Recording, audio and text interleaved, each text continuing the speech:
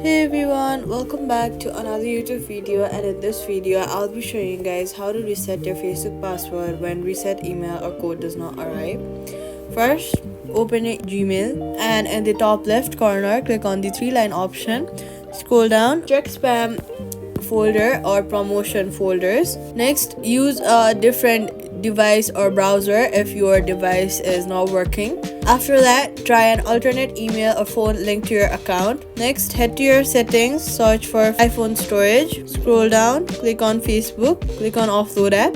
This will free up storage used by the app, but it keeps documents and data.